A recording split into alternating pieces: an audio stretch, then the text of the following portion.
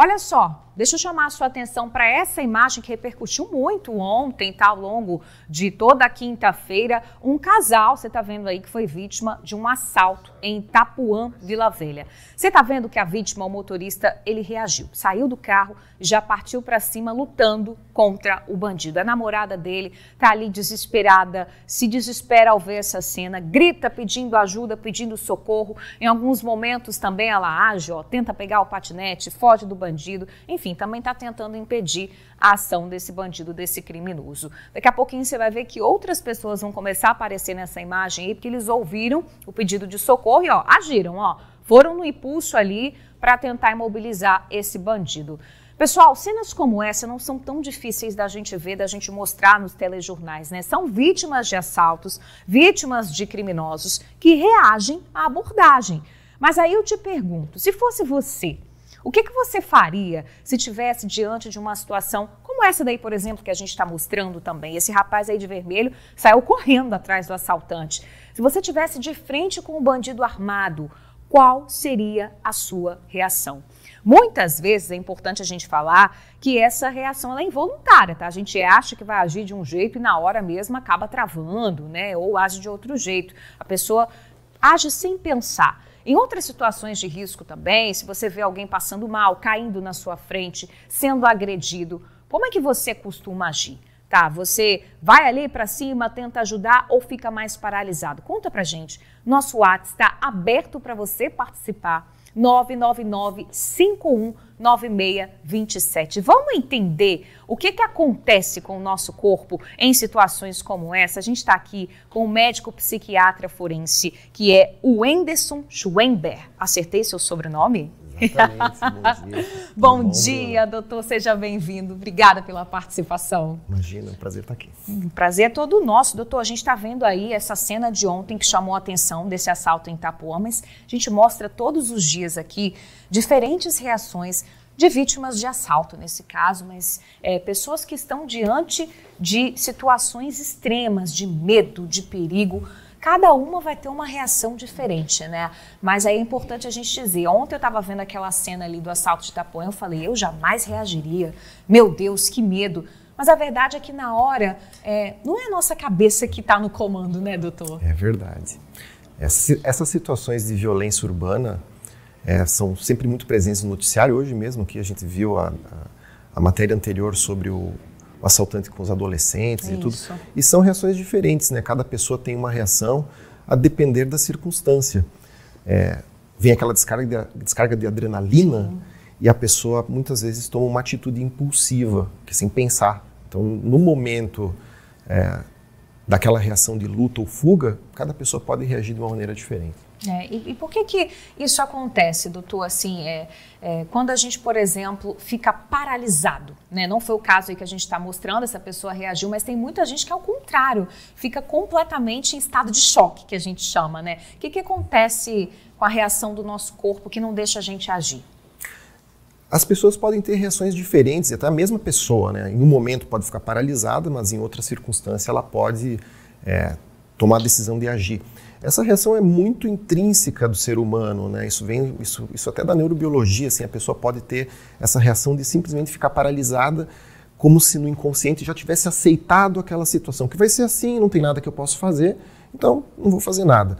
É óbvio que isso não é um pensamento, a pessoa não elabora isso, é apenas uma reação que surge no momento. Outras não, outras resolvem enfrentar, fugir, aproveitar a circunstância para fazer algo. Pois é, como é que esse estresse, né, a pessoa acaba ficando ali, o corpo fica diante de um estresse, ele pode afetar fisicamente o nosso corpo? O que a pessoa pode sentir ali fisicamente diante de uma situação como essa?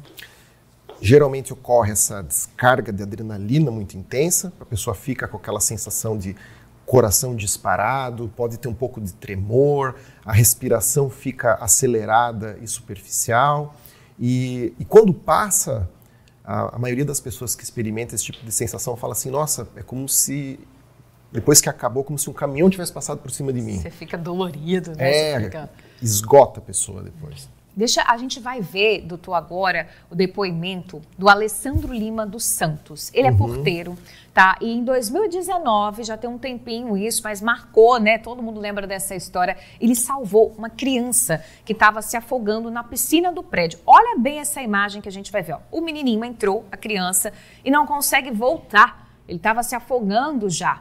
Tá? E o Alex, gente, ele vai surgir ali na imagem, ele estava fazendo a ronda ali no condomínio e ele age imediatamente. Olha só, corre, consegue ver ali que o menino estava se afogando e puxa a criança. Foi uma ação muito rápida, né? A gente conversou com o Alex, vamos ver o que ele disse sobre esse episódio. Roda aí.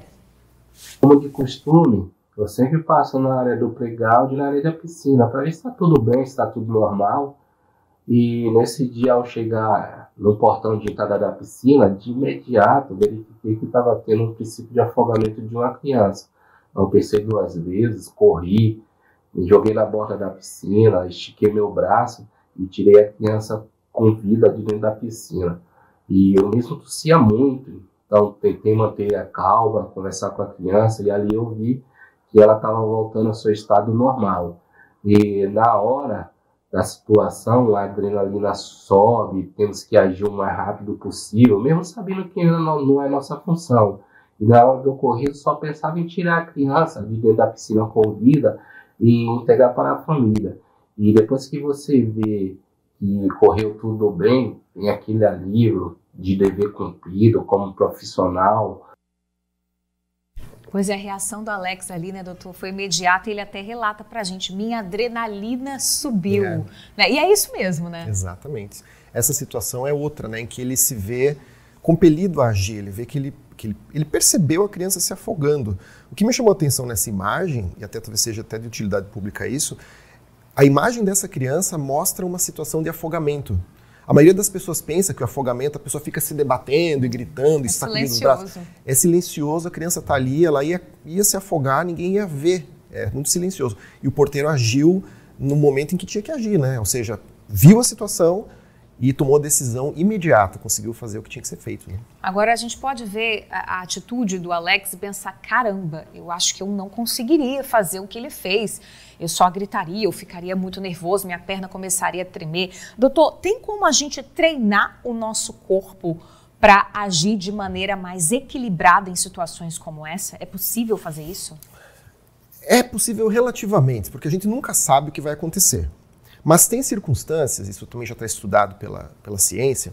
Por exemplo, quando a pessoa anda de avião, quem andou de avião sabe que toda vez que o avião vai partir, os comissários fazem aquela fala padrão de que tem que colocar o cinto, de que a saída de emergência e tudo mais. Isso tem exatamente essa função. Todo mundo sabe que anda de avião, mas isso serve para incutir na mente da pessoa agir daquela forma no momento de emergência. Porque já pesquisaram que em certos momentos de emergência, muitas pessoas ficam exatamente paralisadas no momento em que teriam que agir ou sair do avião, por exemplo. Né? Perfeito. Então dá para treinar sim, relativamente. Vamos ver também o depoimento, doutor, você que está em casa também, do Iago. O Iago foi vítima de assalto no finalzinho do ano passado e ele teve uma reação extrema também, porque ele partiu para cima do bandido, assim como o colega ali de Itapuã. O Iago contou um pouco do que aconteceu para a gente. Diz aí, Iago. Eu e meus amigos, a gente se juntou porque a gente queria muito ver uma chuva de meteoros. Então a gente foi pra praia e ficamos lá até tarde. Até tipo 2, 3 da manhã. No meio da noite, assim, quando a gente tava prestes a ir embora já, vi um cara chegar. Então eu já peguei meu celular e guardei dentro da minha calça. A gente foi obrigado a deitar, né, de bruços. Né, e ele gritando, falando pra gente pegar o celular, e todo mundo pegando o celular, entregando, e eu não movi um dedo, fiquei guardadinho ali, porque eu queria dar uma de João sem braço, falar que nem levei celular, não levei nada, porque eu não queria ser assaltado, porque eu tinha acabado de trocar de celular. No que ele foi gritar comigo, eu gritei com ele de volta. Ele perdeu a paciência e foi bater na minha cabeça. Só que, no que ele foi bater na minha cabeça, eu também já fui e peguei a garrafa de vodka que a gente tava bebendo, e virei na cabeça dele. E ele me bateu aqui na minha cabeça também. Me bateu aqui na parte da frente. Ele quebrou uma garrafa de vidro na cabeça do assaltante, né? Os amigos, ele relata ali, todo mundo ficou paralisado com medo, mas ele não, na frente de todo mundo ele agiu. Tem alguma coisa que ativa a nossa mente, ativa o nosso corpo, que leva a pessoa a ter uma reação como essa, doutor? Nesse caso, é muito provável que ele fez um cálculo na cabeça dele. Assim, ele não queria dar o celular e ele assumiu esse risco. Assumiu né? o risco. Na verdade, é algo que não se deve fazer, porque se esse bandido estivesse com alguma arma, enfim, poderia ter tido um desfecho fatal. Mas cada pessoa reage de uma maneira diferente. Tem pessoas que vão reagir com essa adrenalina toda, mantendo a cabeça no lugar. É aquela pessoa que se diz que tem sangue frio, né? Que no momento em que acontece alguma situação como essa, ela consegue ainda ser capaz de manter o raciocínio e tomar uma decisão, nem que talvez não seja melhor, como esse caso, né? Mas de toda forma ela consegue raciocinar e não tomar uma decisão tão impulsiva, né? Perfeito. Agora, às vezes na hora a pessoa lidou bem com aquela situação de estresse, bem na medida do possível, mas existe a memória desse perigo que foi vivido pela pessoa, né? Como que esse estresse pós-traumático aí também pode afetar a vida da pessoa? Que às vezes na hora foi tudo tranquilo, mas chega aí no dia seguinte, a gente fala que o sangue esfria, né? A pessoa não consegue esquecer aquela cena e vem o trauma depois, né? Exatamente. Esse trauma está muito associado à gravidade daquilo que aconteceu. Hoje em dia, né, a sociedade está começando a ficar... Está meio que normalizando essas situações e os traumas ocorrem quando não é um assalto, são 2, são 3, ou então quando a pessoa presencia não só um assalto, mas ela presencia um ato de maior violência, né?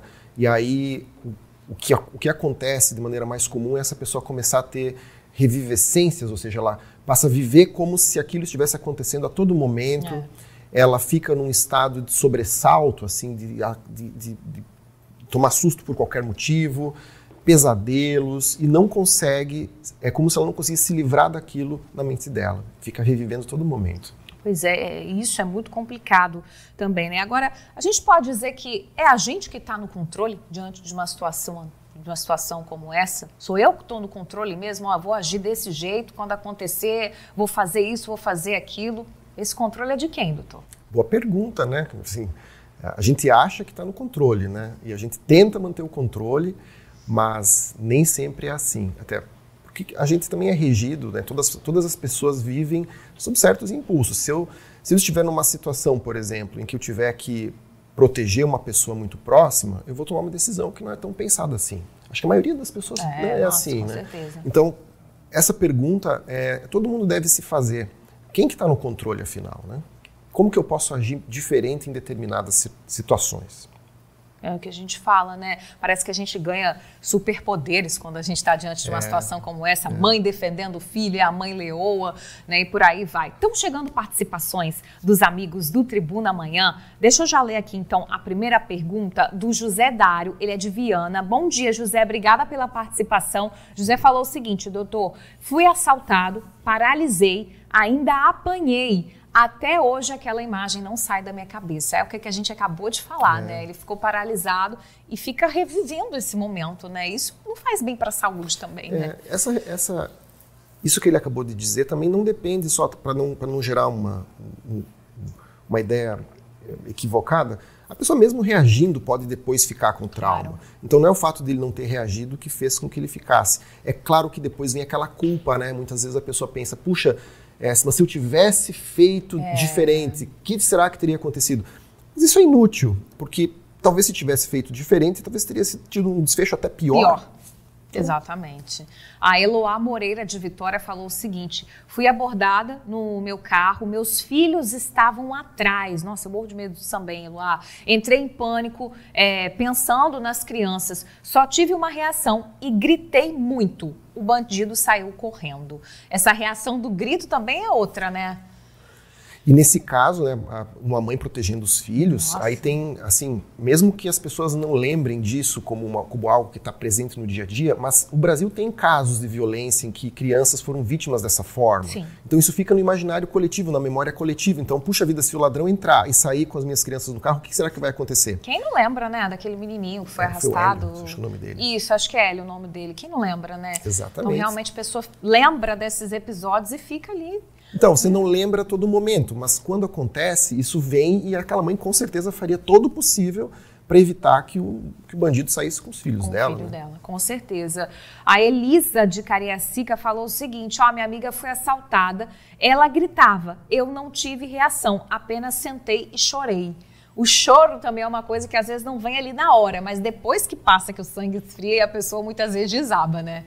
Exatamente. Tudo acontece muito rápido, só que algumas pessoas também falam assim que naquele momento que dura alguns segundos, até um minuto, enfim, é como se aquilo durasse uma eternidade, é como se o tempo parasse e a única reação que vem é aquela reação de, como eu estava falando antes, de parar e chorar e depois ter toda aquela onda que passa e a pessoa fica totalmente esgotada, né? Exatamente. A gente está falando de situações de perigo, doutor, mas eu acho que vale também aquela pessoa que tem muito medo, muito receio ou algum trauma, por exemplo, de falar em público. Aí vai chegando a hora que ela precisa falar em público, pronto, mão começa a suar, coração acelera, fala se atropela, tudo isso também faz parte. E às vezes a pessoa sabe que vai falar em público e no dia anterior já está ali sofrendo com aquela dor de barriga que a gente fala, né?